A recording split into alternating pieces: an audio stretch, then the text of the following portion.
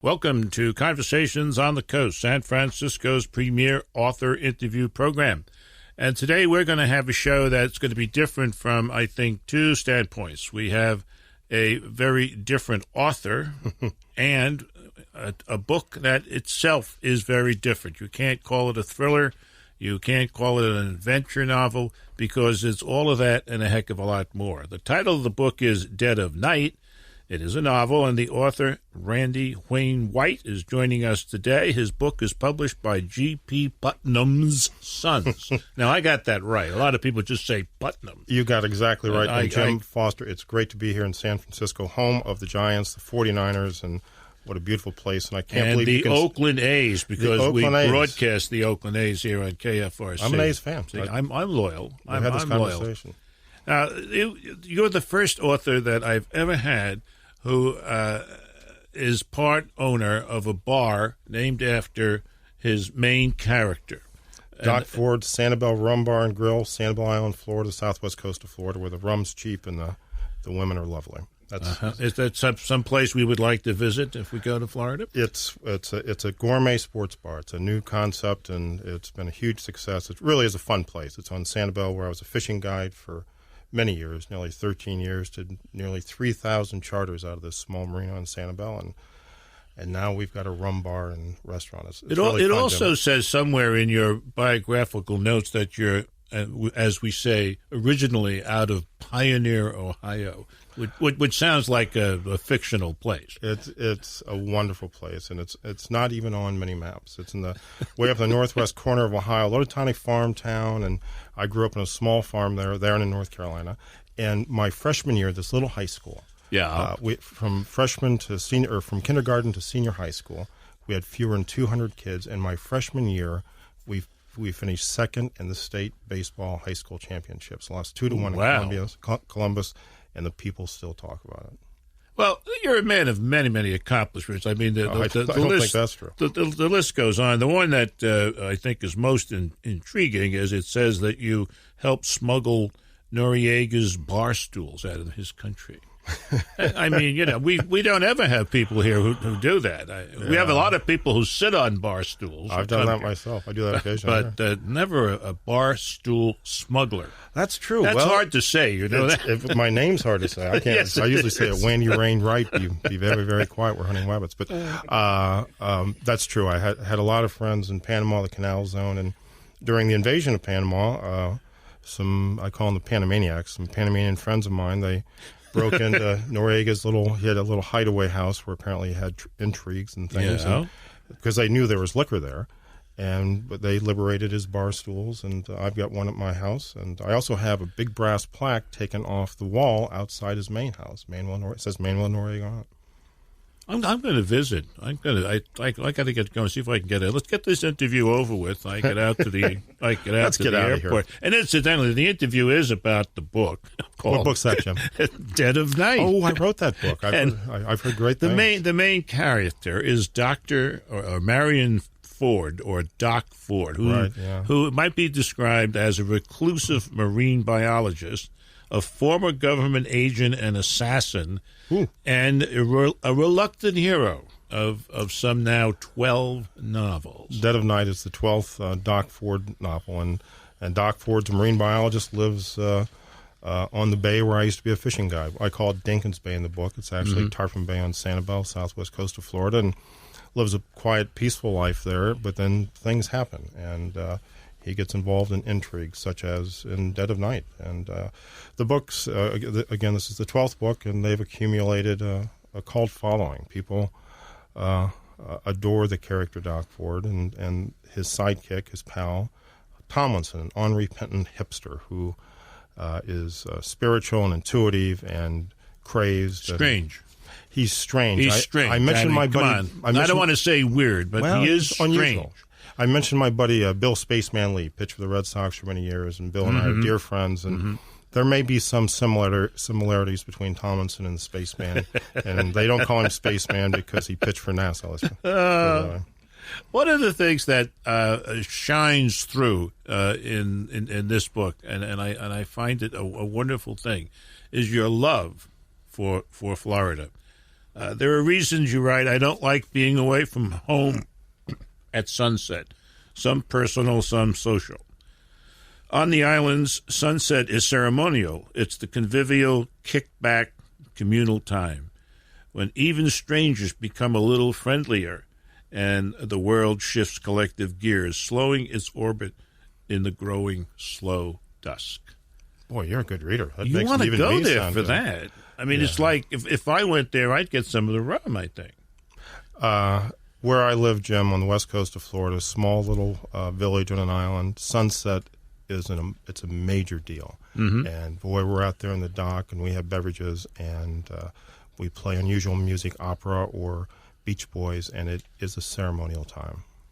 It sounds great. It is. They say that Dead of Night is your biggest thriller yet. And what's amazing to me is that it gives us so much more.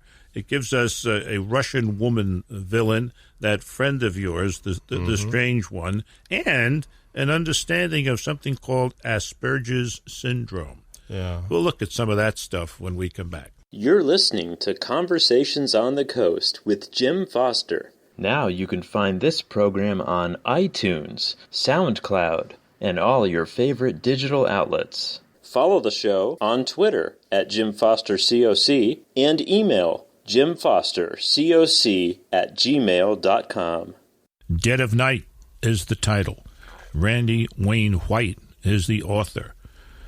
Putnam's, we'll cut it short this time, is great the publisher. House. I love them. We love them. I love them. The Miami Herald says that Dead of Night is your biggest thriller yet, and it's like strapping yourself onto the exposed bow of a South Florida airboat. Oh, my gosh. And there is a part of the story is a pursuit. It's not quite an airboat, though. No, it's in boats. But you do get it going in the air. Well, I've spent a lot of time in boats. As a light tackle fishing guy, thousands of hours. And I write about a marine biologist in this book, Doc Ford. He gets involved in a plot to introduce parasites, exotic animals and creatures into South Florida, and thereby degrade the property values so that the plotters can buy the land very cheap. Yeah. And there are some unusual characters in this book. And well, one of them, quite unforgettable in my mind, is is a woman by the name of Dasha. Yeah, I don't want to date her. And she's complex, she's bad, she's scary, she's hateful, yet absolutely fascinating. I could not agree more. She is. I see something else. She's my character, but not just mine. And here's what I mean. When I come up with characters, particularly villains, and this woman is villainous, but she's also lovely and brilliant and alluring in a curious and strange way. But when I come up with a villain, I talk to a friend of mine who's a brilliant psychiatrist. Okay. And he's an expert in the chemistry of the brain, and I will generally tell him the kind of villain I want to use, and then he will write a 10 or 15-page bio of this villain, right down to their exact brain chemistry, their personality habits, their little quirks, what kind of music they like. In Dasha's case, her sexual proclivities, all absolutely accurate in terms of human behavior and pathology. And so the characters are very carefully drawn, and as Dasha is. Another character, perhaps you had to go to the same fellow to understand this one, is Job Appleby, who is a very complex guy. He's absolutely brilliant. He's perhaps a savant. He has a form of autism called, we think the correct pronunciation is Asperger's syndrome. Asperger's, yes. Yeah. It's fascinating. I'm not a physician. I was a fishing guide. I didn't go to college at all, but I've done a lot of research. For one thing, someone dear to me has Asperger's or has been diagnosed, and it is fascinating. I don't think they know what causes it, but some of the symptoms and qualities include people who are brilliant in one small venue of human thought and then a bit backwards in other venues. And in the case of Job, when when he writes, he doesn't use letters, or he writes with numbers. He writes with numbers. With numbers, exactly right.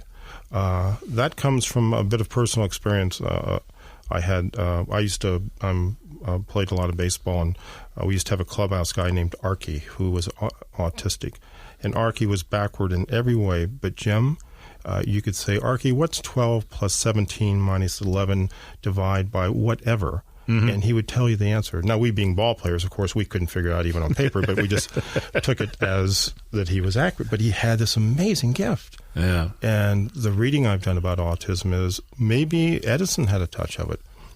Maybe Bach and his brilliant fugues, or fugues, how do you say that?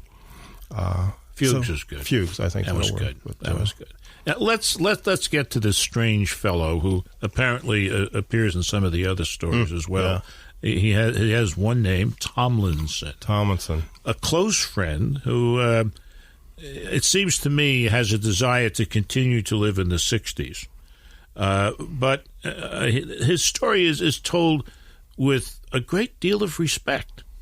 I mean, you don't really laugh at him in here. You at least take him seriously. I do. Yeah, Perhaps others don't in the story, but it makes him a very interesting character. Well, thank you.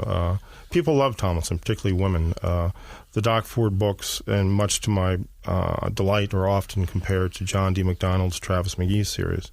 But Tomlinson is an unrepentant hipster, maybe similar to my buddy Bill Spaceman Lee, who, when asked, how do you like AstroTurf, Bill replied, I don't know, I've never tried to smoke it.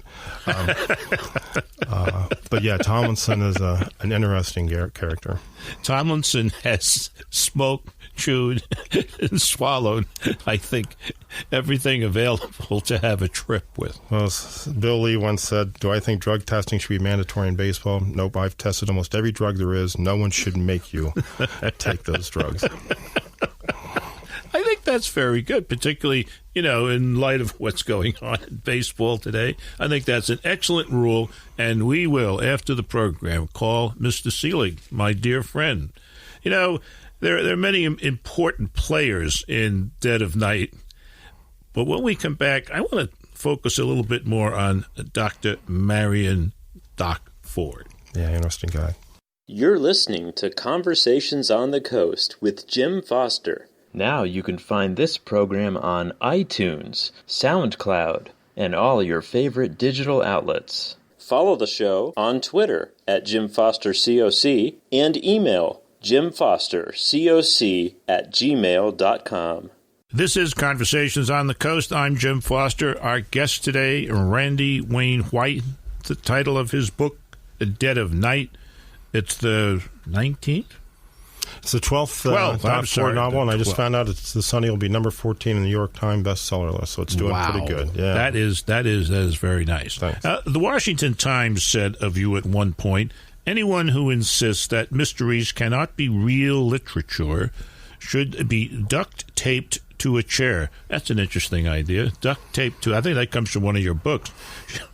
Anyone who insists that mysteries cannot be real literature should be duct taped to a chair and handed Randy Wayne White. Now, they don't mean you physically. That's a lovely image, but but no, it's very flattering, and it is flattering. Hey, here's Randy. Look out below. Now, I really agree with the Washington Times, and in the metaphorical sense, and I think it's your main character, Doc Ford, whose complex reality pushes your book beyond the thriller category. Thanks. When we meet him at the beginning of this tale, we really meet the fascinating marine biologist and his test tubes and the studies that he has that are ongoing, and his great love for where he lives in Florida, the many friends that surround him. The kind of nice life he has. He's got a few women problems that we may get into. Unlike me, Jim. Boy, my life's been a smooth sail in that regard. But then our friend Dasha, who really wants to know who he is at a certain point, when he's not acting like a retiring reclusive marine biologist, gets another portrait from Russian intelligence that reads like this. Subject, being the doctor, was employed by a CIA front corporation, Air America, during Operations Phoenix and Blue Light. MDF is also suspected of infiltrating political activist organizations on U.S. college campuses, Colorado, Wisconsin, Berkeley, and Harvard, in operations called Purple Haze and Bad Moon Rising. Several deaths and disappearances associated with same. Her guess, she thought, was probably right. A killer. Doc Ford. Maybe. That's the guy. I mean, Doc Ford, he's all of that. And the big thing I think in the book is, controlling him. Not getting the feeling that this is two characters. It's one character. Yeah. Doc Ford, when I started the books, this is the 12th, I wanted to have one character who was purely mathematical, analytical, and linear. I wanted to have another character who was purely sympathetic, intuitive, and spiritual. Because I think those two qualities I'm certainly made up of those, generally speaking, cerebrally. And those two characteristics are often in conflict. And I thought if I had one character who was purely analytical, another one who was purely spiritual, I could say just about anything I wanted to and get away with it. But Doc Ford, the analytical one, is indeed a complicated, complex guy. And when I wrote the first book, for whatever reason, I wrote a very long bio of Doc Ford and Tomlinson. And I knew that these two characters were involved way back, and they had a long story. And each book, the reader learns a bit more about Doc and Tomlinson. In this book, Dead of Night, for the first time, you read an actual, that report comes from the Mossad, Israeli intelligence. You read an actual report about what Doc Ford actually is. And until you get to the 12th book, readers really aren't sure, because he's a complicated guy. Oof. The other thing about it is that he's, as a man, he's quite human. And he, for example, he has, I don't know, I can't think of a better word. He has trouble with women. Yeah. I mean, think of the relationship with Dewey Nye. I know. His one of his best friends, his workout partner, and Dewey's bisexual, and they decided to have a baby together. But, for the women trouble stuff, Jim, I really had to do a lot of research on. Yeah, right. No, that's I've no got, personal I've experience got a little involved personal at all. experience there. No. Write what you know. That's what they say. But people love Doc Ford. He's come to life. So is Tomlinson. And from the emails I get, the letters, people stop into the restaurant, and it's Doc Ford. One of the women that I hope comes back in the book as a romantic interest for Doc, I don't want to advise you. No, I need advice, please. Is Rona, the medical examiner. Rona Graves, yeah. I like her. I can't think of her. What's her last name? Rona? Rona Graves. Yeah. Ironic last name for a medical examiner. Now, the last thing we know about Rona, she's at the marina having a good time. Poor Doc has to run off and save the world, find the killers. And I hope Rona's, going to be waiting. Maybe in the 13th book, I'll come back and we'll talk about Rona Graves, because, I like her too. Well, for the meantime, the only book you can read is the 12th book. It's called Dead of Night. The author is Randy Wayne White, and this has been Conversations on the Coast, and I'm Jim Foster. Now you can find this program on iTunes, SoundCloud, and all your favorite digital outlets. Follow the show on Twitter at Jim Foster COC and email jimfostercoc@gmail.com.